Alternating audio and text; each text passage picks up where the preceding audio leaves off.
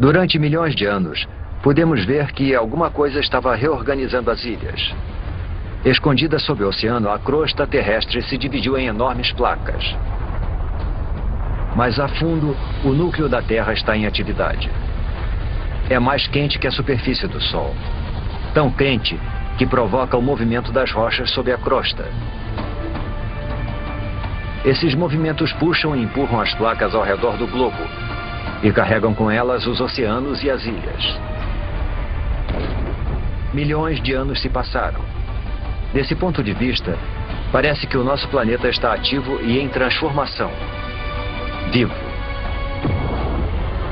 Ao longo de 400 milhões de anos, um novo e vasto supercontinente é formado. O Rodinia.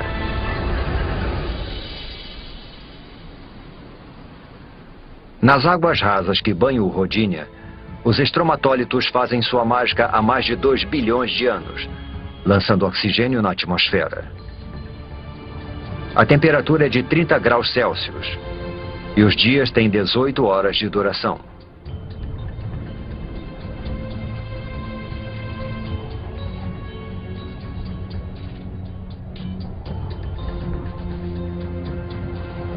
Mas isso se parece mais com Marte do que com a Terra.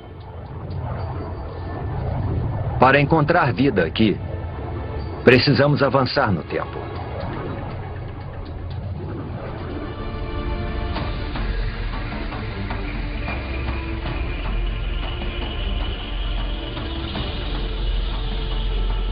Esse é o estado de Washington, 750 milhões de anos atrás. Alguma força das profundezas do próprio planeta está rasgando a crosta em pedaços. É como se o mundo estivesse se fragmentando. E só existe uma força poderosa o bastante para fazer isso: o calor. Ele escapa do núcleo terrestre em fusão, esticando e enfraquecendo a crosta. Centímetro por centímetro, ano após ano, o imenso supercontinente está se dividindo em dois.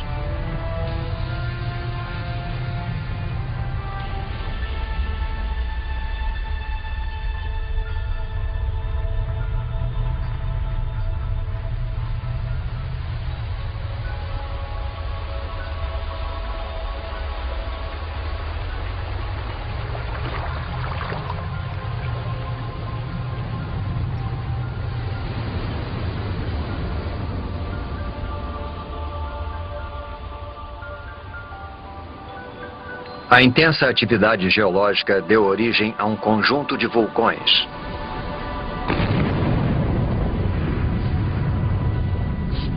Os vulcões lançam dióxido de carbono na atmosfera. Há fumaça e gás por toda parte.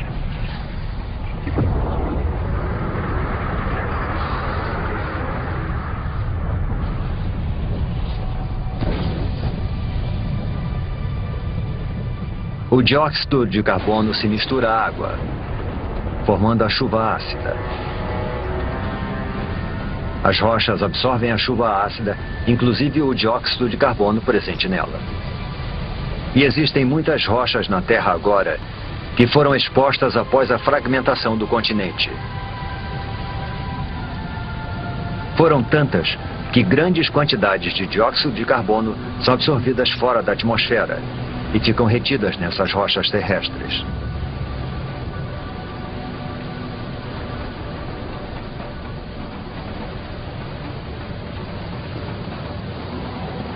Não existe dióxido de carbono suficiente na atmosfera para bloquear o calor do Sol ao redor do planeta. Em poucos milhares de anos, a temperatura despenca para menos 50 graus Celsius.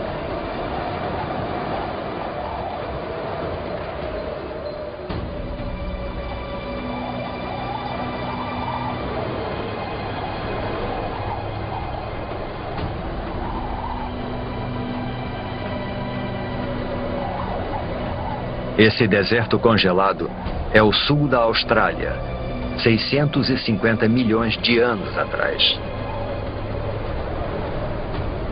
É o começo de algo que alguns cientistas chamam de Terra Bola de Neve. Um extenso paredão de gelo com milhares de metros de altura. É impossível conter o gelo. Quanto mais gelo, mais luz solar ele reflete para fora do planeta. Consequentemente, o gelo se espalha mais rápido. Além disso, existe uma segunda camada de gelo tão alta quanto essa. As duas camadas se afastaram dos polos, uma em direção à outra, para se encontrarem no Equador.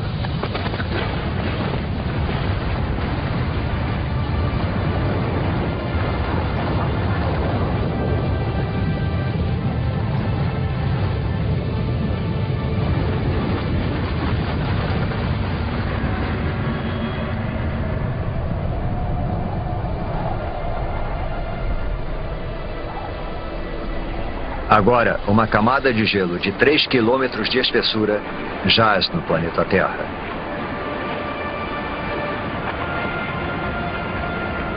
Primeiro, o planeta era uma bola de fogo em fusão.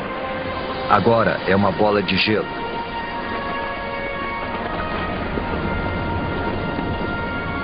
Praticamente toda a luz solar e o calor são refletidos para o espaço.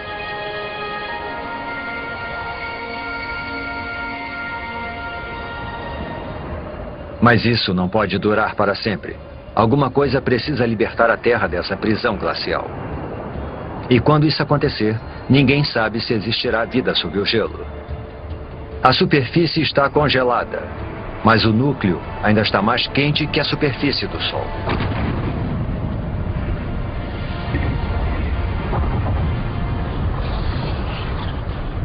Os vulcões estão em erupção desde que o mundo começou a esfriar. Mas até agora, nem o calor nem a força gerados por eles têm tido impacto do gelo.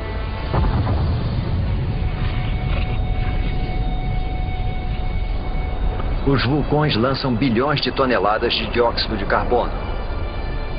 Antes da era glacial, as rochas na Terra absorviam a maior parte do gás carbônico. Mas agora, com as rochas asfixiadas pelo gelo, não existe nada que absorva esse gás. Dessa forma, ele invade a atmosfera.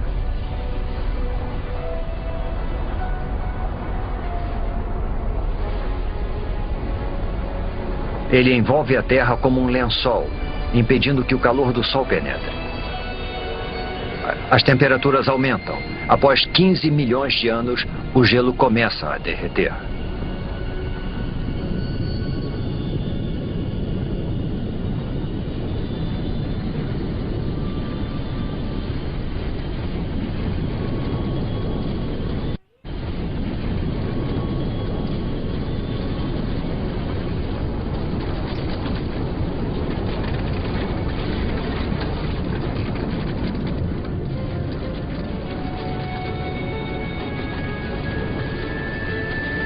Acredita-se que durante a Terra Bola de Neve, o gelo empurrou a crosta para baixo.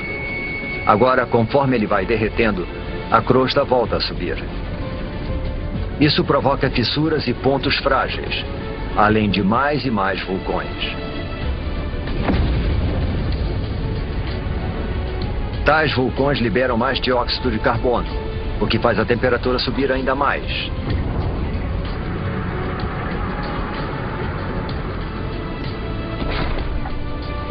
Os níveis de oxigênio aumentam vertiginosamente.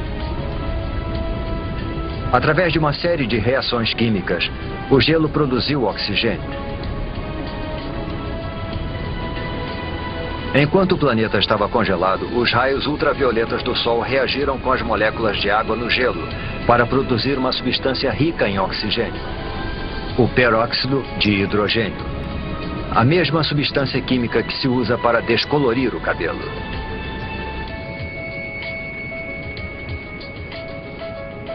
Agora, conforme o gelo derrete, o peróxido de hidrogênio se decompõe e libera enormes quantidades de oxigênio.